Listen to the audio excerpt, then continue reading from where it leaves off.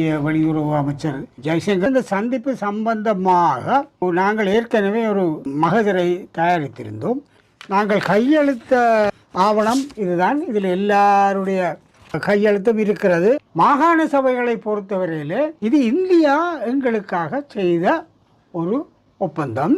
இது அவர்களுடைய சிந்தனையிலே உதைத்த ஒரு விடயம். ஆனால் அதை அமுல் செய்கின்ற பொறுப்பு இந்தியாவுக்கு, அதை வலியுறுத்துகின்ற, அதை அமுலாக்கத்திற்கான செயல்பாடு எடுக்கின்ற பொறுப்பு உங்களுக்கு உண்டு.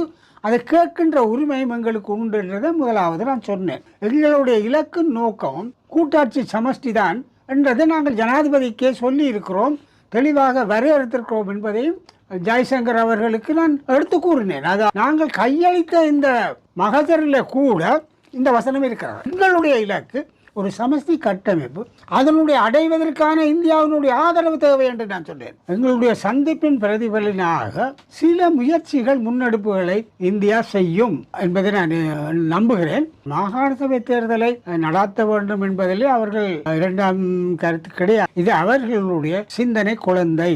அது அந்த குழந்தையை பாதுகாப்பதற்கும் தொடர்ந்து இருப்பதற்கும் அவர்களுக்காக உறுதி இருக்கு.